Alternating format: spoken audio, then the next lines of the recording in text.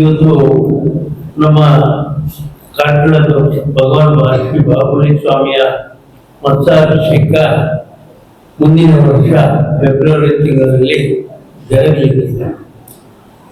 ಇದು ಮೊದಲು ಅವಿಭಜಿತ ದಕ್ಷಿಣ ಕನ್ನಡ ಜಿಲ್ಲೆಯಾಗಿತ್ತು.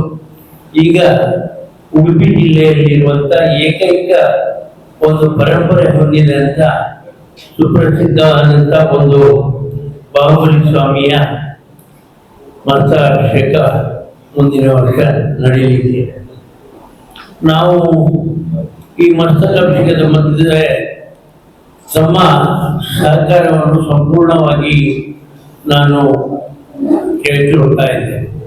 ಯಾಕಂತ ಹೇಳಿದ್ರೆ ನನ್ನ ಯಾವುದೇ ಅಭಿವೃದ್ಧಿ ಕಾರ್ಯದಲ್ಲಿ, ನನ್ನ ಏಳಿಗೆಯಲ್ಲಿ ದೃಶ್ಯ ಮಾಧ್ಯಮ ಮತ್ತು ಮಾಧ್ಯಮ ಮಿತ್ರರು ನನಗೆ ಕೊಟ್ಟ ಸಹಕಾರವನ್ನೇ ಈ ಸಂದರ್ಭದಲ್ಲಿಯೂ, ಈ ಮತ್ಸಾಭಿಷೇಕ ಸಂದರ್ಭದಲ್ಲಿಯೂ ಕೂಡ ಕೊಟ್ಟು ಇದು ಒಂದು ಇತಿಹಾಸದ ಚರಿತ್ರೆಯ ಪುಟದಲ್ಲಿ ಬರೆಯುವಂತ ಕೆಲಸ ಮುಂದಿನ ವರ್ಷದ ಮಹಾಮತ್ಸಾಭಿಷೇಕ ಆಗ್ಬೇಕು, ನಡೆಸಿಕೊಡ್ಬೇಕು, ತಮ್ಮೆಲ್ಲರ ಸಹಕಾರ ಬೇಕು ಅಂತ ನಾನು ಕೇಳಿಕೊಳ್ತಾ ಇದ್ದೆ. ಸುಮಾರು 1432ನೇ ಇಸ್ವಿಯಲ್ಲಿ ಈ ಬರುವ ವರ್ಷದ ಮನೆತನದಲ್ಲಿ ಉಡುಪಿ ಜಿಲ್ಲೆಯಲ್ಲಿ ಅತಿ ಎತ್ತರವಾದಂಥ 42 ಅಡಿಗಳ ಎತ್ತರದ ಆಗಿನ ಅರಸನಾದ ಪಾಂಡ್ಯ ರಾಜ ಅರಸರು ಪರಮಪೂಜ್ಯ ಲಲಿತಕೀರ್ತಿ ಯತೀಶ್ವರ ಪ್ರೇರಣೆಯಂತೆ ಧಾರ್ಮಿಕ ವಿಧಿವಿಧಾನಗಳೊಂದಿಗೆ 1432ರಲ್ಲಿ ಸ್ಥಾಪನೆಗೊಂಡಿರ್ತಾರೆ.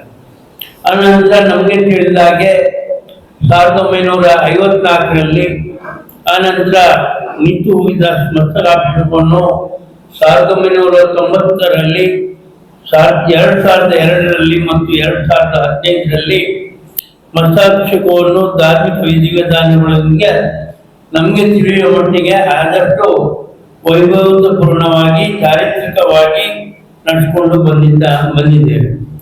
ಈ ವರ್ಷ ಮುಂದಿನ ವರ್ಷಕ್ಕೆ 12 ವರ್ಷ ತುಂಬುವಂಥ ಸಂದರ್ಭದಲ್ಲಿ ಈ ಮತ್ಸಾಭಿಷೇಕ ಫೆಬ್ರವರಿ ತಿಂಗಳಲ್ಲಿ ನಡೆಯಲಿಕ್ಕಿದೆ. ಇದು ಚರಿತ್ರೆಯಲ್ಲಿ ಒಂದು ಪುಟದಲ್ಲಿ ಬರೆದಿರಬೇಕಾದಂಥ ಕೆಲಸ. ಈ ಕೆಲಸ ನಮ್ಮ ಆಫೀಸ್ ಉದ್ಘಾಟನೆ ಮತ್ತು ನಮ್ಮ ದಿನಾಂಕ ಪ್ರಕಟಣೆಯನ್ನು ನಾವು ತಾರೀಕು 19 ಇದೇ ತಿಂಗಳ 19ರಂದು ಮಾಡಲಿಕ್ಕಿದ್ದೇವೆ ಅಂತ ಹೇಳಿದ್ರೆ ಬಹಳ ಸಂತೋಷ ಆಗ್ತದೆ.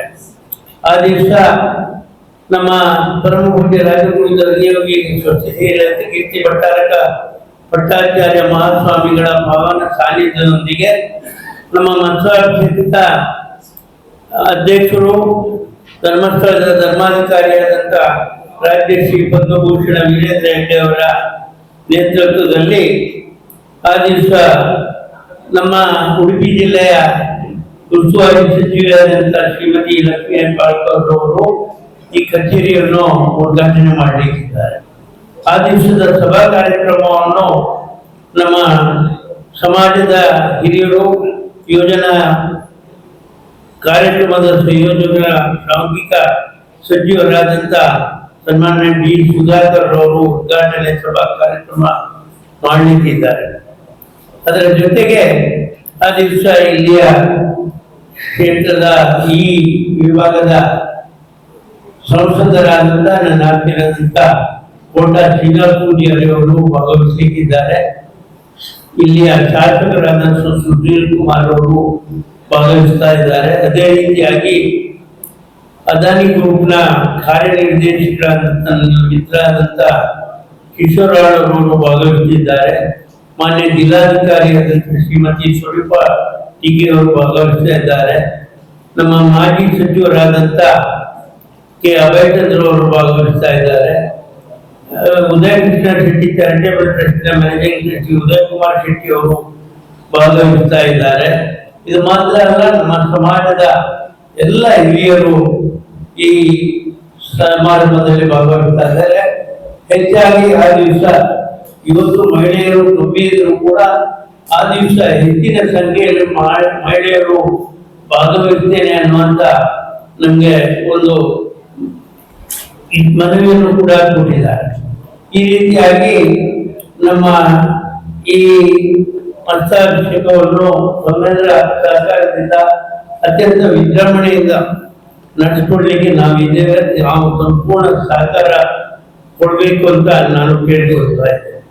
ನಮಗೆ ಒಂದು ಕೊರತೆ ಎಂದು ಕಾಣ್ತಾ ಇದೆ. ಇಂದಿನ ಬಹಳಷ್ಟು ಮಸ್ತಕಾಭಿಷೇಕದ ಸಮಯದಲ್ಲಿ ನಮ್ಮ ಜೊತೆ ನಮಗೆ ಮಾರ್ಗದರ್ಶಕರಾಗಿ ಎಂ.ಕೆ. ವಿಜಯಕುಮಾರ್ ಅವರು ಕೆಲಸ ಮಾಡ್ತಾ ಇದ್ರು. ಆದರೆ ಅವರ ಅಗಲುವಿಕೆ ನಮ್ಮನ್ನು ಕಾಡ್ತಾ ಇದೆ. ಅದರ ಜೊತೆಗೆ ರತ್ನರಾಜ್ ಅವರು ಕೂಡ ಹಿರಿಯರು ನಮ್ಮ ಜೊತೆ ಇರ್ತಿದ್ರು. ಅವರ ಅಗಲುವಿಕೆ ಕೂಡ ನಮ್ಮನ್ನು ಕಾಡ್ತಾ ಇದೆ. ಆದರೆ ಯುವಕರು ಯುವಕರು ಇರ್ಬೋದು, ಅದನ್ನು ತುಂಬಿಸಿಕೊಟ್ಟು ಸಮರ್ಥವಾಗಿ ಈ ಮುಂದಿನ ಮನಸ್ಸಾಕ್ಷವನ್ನು ನಡೆಸ್ಕೊಡ್ತಾರೆ, ಹೊಸಬ್ರು ಕೂಡ ನಡೆಸ್ಕೊಡ್ತಾರೆ ಅನ್ನುವಂಥದ್ದನ್ನು ನಾನು ಭಾವಿಸ್ತೇನೆ. ಅವರ ಕೊರತೆ ನಮಗೆ ಕಾಣಿಕೊಡ್ತಾ ಇದೆ. ಅದೇ ರೀತಿಯಾಗಿ ನಾವು ಈಗಾಗಲೇ ಸರ್ಕಾರಕ್ಕೆ ಈ ಬಗ್ಗೆ ಮನವಿಯನ್ನು ಸಲ್ಲಿಸಿದ್ದೇವೆ. ಕಳೆದ ಸಲ ವಿನಯ್ ಸೊರ್ಕೆ ಅವರು ಸಚಿವರಾಗಿದ್ರು ಮತ್ತು ಡಿಸಿ ಆಗಿ ವಿಚಾರದವರಿದ್ರು. ಸಂಪೂರ್ಣ ಸಹಕಾರವನ್ನು ಕೊಟ್ಟು ಸುಮಾರು ಒಂದು 8-10 ಸಭೆಗಳನ್ನು ಇಲ್ಲಿ ಬಂದು ಮಾಡಿಕೊಟ್ಟಿದ್ರು. ಈ ಸಲ ನಮ್ಮ ಇವರು ಲಕ್ಷ್ಮೀ ಹೆಬ್ಬಾಳ್ಕರ್ ಅವರು ಸಚಿವರಾಗಿದ್ದಾರೆ. ಹಾಗೆ ನಮ್ಮ ಡಿಸಿ ಅವರು ಕೂಡ ನಮ್ಮ ಜೊತೆ ಸೇರ್ತಾರೆ ಅಂತ ಹೇಳಿದ್ದಾರೆ. ಈಗಾಗಲೇ ನಾವು ವಿವಿಧ ಸರ್ಕಾರದ ವಿವಿಧ ಇಲಾಖೆಗಳಿಗೆ ಮನವಿಯನ್ನು ಕೊಟ್ಟಿದ್ದೇವೆ. ಯಾಕೆ ಹೇಳಿದ್ರೆ ಈ ಸಂದರ್ಭದಲ್ಲಿ ಕಾರ್ಕಳದ ಎಲ್ಲ ರಸ್ತೆಗಳು ಚಂದವಾಗಿ ಇರಬೇಕು, ಅಭಿವೃದ್ಧಿ ಆಗಬೇಕು, ಜನರಿಗೆ ಹೋಗಿ ಬರಲಿಕ್ಕೆ ಯಾವುದೇ ಒಂದು ತೊಂದರೆ ಆಗದ ರೀತಿಯಲ್ಲಿ ನಡಿಬೇಕು ಅನ್ನುವಂತಹ ದೃಷ್ಟಿಕೋನದಿಂದ ಲೋಕೋಪಯೋಗಿ ಇಲಾಖೆಗೆ ರಸ್ತೆಯ ಬಗ್ಗೆ, ಕಾರ್ಕಳದ ರಸ್ತೆಯ ಬಗ್ಗೆ 23 ಲಕ್ಷದ ಅಭಿವೃದ್ಧಿಯ ಮನವಿಯನ್ನು ಈಗಾಗಲೇ ಸನ್ಮಾನ್ಯ ಕರ್ನಾಟಕದ ಮುಖ್ಯಮಂತ್ರಿ ಆದಂತಹ ಸಿದ್ದರಾಮಯ್ಯ ಅವರ ನಮ್ಮ ಕರ್ನಾಟಕದ ವಿಧಾನಸಭೆಯ ಸ್ಪೀಕರ್ ಆದಂತ ಯುಟಿ ಖಾದರ್ ಅವರ ಮುಖಾಂತರ ಸಲ್ಲಿಸಿದರು. ಅದೇ ರೀತಿಯಾಗಿ ಅಲ್ಪಸಂಖ್ಯಾತರ ಇಲಾಖೆಯಿಂದ ನಮ್ಮ ತ್ಯಾಗಿ ಭವನದ ಅಭಿವೃದ್ಧಿಗಾಗಿ 6,11,00,000 ಬೇಡಿಕೆಯನ್ನು ಸಲ್ಲಿಸಿದ್ದೇವೆ. ಪ್ರವಾಸೋದ್ಯಮ ಇಲಾಖೆಯಿಂದ ವಿದ್ಯುತ್ ಅಲಂಕಾರಕ್ಕಾಗಿ ಇಡೀ ಪೇಟೆಯನ್ನು ಅಲಂಕರಿಸಬೇಕು. ಆ ಸಮಯದಲ್ಲಿ ಇಡೀ ಕಾರ್ಕಳದ ಜನತೆ ಒಂದು ಹಬ್ಬದ ರೂಪದಲ್ಲಿ ಇದನ್ನು ಆಚರಿಸಬೇಕು ಅನ್ನುವಂಥ ದೃಷ್ಟಿಕೋನದಿಂದ 1,52,00,000 ವಿದ್ಯುತ್ ಅಲಂಕಾರದ ಬಗ್ಗೆ ಬೇಡಿಕೆಯನ್ನು ಸಲ್ಲಿಸಿದ್ದೇವೆ. ಕನ್ನಡ ಮತ್ತು ಸಾಂಸ್ಕೃತಿಕ ಇಲಾಖೆಗೆ ಆ ಸಮಯದಲ್ಲಿ ಸಾಂಸ್ಕೃತಿಕ ಕಾರ್ಯಕ್ರಮಗಳನ್ನು ನಡೆಸುವುದಕ್ಕೋಸ್ಕರ ಜನರಿಗೆ ಹೆಚ್ಚಿನ ವಿಶೇಷವಾದಂತಹ ಆಕರ್ಷಣೆ ಮಾಡುವುದಕ್ಕೋಸ್ಕರ 4.5 ಕೋಟಿ ರೂಪಾಯಿಯ ಬೇಡಿಕೆಯನ್ನು ಸಲ್ಲಿಸಿದ್ದೇವೆ. ಹೀಗೆ ಒಟ್ಟಾಗಿ 82,37,52,000 ರೂಪಾಯಿಯ ಬೇಡಿಕೆಯನ್ನು ನಾವು ಈಗಾಗಲೇ ಸರ್ಕಾರಕ್ಕೆ ಅಂದ್ರೆ ಸಿದ್ದರಾಮಯ್ಯನ ಮುಖಾಂತರ ನಾವು ಸಿದ್ದರಾಮಯ್ಯನವರಿಗೆ ಸಲ್ಲಿಸಿದ್ದೇವೆ. ಅದೇ ರೀತಿಯಾಗಿ ನಮ್ಮ ಸರ್ಕಾರದ ಡಿಸಿಎಂ ಆದಂತ ನನ್ನ ಆತ್ಮೀಯರಾದಂತ ಡಿ.ಕೆ. ಶಿವಕುಮಾರ್ ಅವರಿಗೂ ಕೂಡ ಇದನ್ನು ಸಲ್ಲಿಸಿದ್ದೇವೆ. ಎಲ್ಲರೂ ಈ ಬಗ್ಗೆ ಸಕಾರಾತ್ಮಕವಾಗಿ ನಮಗೆ ಸ್ಪಂದಿಸಿದ್ದಾರೆ. ಆದಷ್ಟು ಬೇಗನೆ ದುಡ್ಡು ಬಿಡುಗಡೆ ಆಗಿ ಅಂದ್ರೆ ಈ ವರ್ಷದ ಬಜೆಟ್ ನಲ್ಲಿ ಅದಕ್ಕೆ ಬೇಕಾಗುವಂತ ಹಣವನ್ನು ಒದಗಿಸಿಕೊಡ್ತೇವೆ ಅನ್ನುವಂತ ಭರವಸೆಯನ್ನು ಕೂಡ ಕೊಟ್ಟಿದ್ದಾರೆ.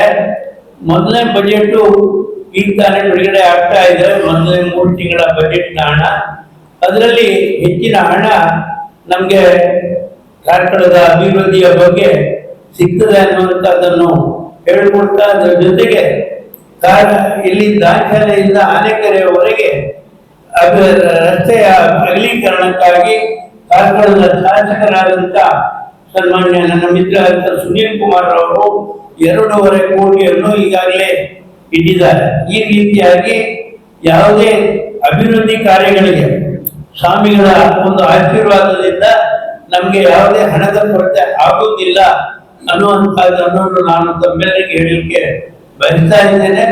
ಮತ್ತು ಜನರಿಂದ ನಾವು ಎಲ್ಲರ ಸಹಕಾರವನ್ನು, ಹಣ ಮಾತ್ರ ಸಹಕಾರ ಕೇಳುವುದಲ್ಲ, ತಾವು ಇದರಲ್ಲಿ ಭಾಗವಹಿಸಬೇಕು. ಈ ಪುಣ್ಯ ಕಾರ್ಯ 12 ವರ್ಷಗಳಿಗೆ ಒಮ್ಮೆ ಸಿಕ್ಕುವಂತಹದ್ದು. ನಮ್ಗೆ 4ನೇ ವರ್ಷಾಭಿಷೇಕ ನನಗೆ ತಿಳಿದಾಗ ಇದು 4ನೇ ವರ್ಷಾಭಿಷೇಕದ ಒಂದು ಜವಾಬ್ದಾರಿ ಸಿಕ್ಕಿದೆ. ಬಹಳ ಸಂತೋಷದಿಂದ ನಾವೆಲ್ಲರೂ ಸಮಾಜದವರು, ಇತರ ಸಮಾಜದವರು ನಮ್ಮ ಜೊತೆ ಕೈ ಜೋಡಿಸಿದ್ದಾರೆ. ಎಲ್ಲರನ್ನು ಸೇರಿಸಿಕೊಂಡು, ಹಿರಿಯರನ್ನೆಲ್ಲ ಸೇರಿಸಿಕೊಂಡು ಈ ಕಾರ್ಯಕ್ರಮವನ್ನು ನಾವು ಯಶಸ್ವಿ ಮಾಡಿಕೊಳ್ಳಿಕ್ಕೆ ತಮ್ಮೆಲ್ಲರ ಸಹಕಾರವನ್ನು ಕೇಳಿಕೊಳ್ತಾ ಇದ್ದೇನೆ.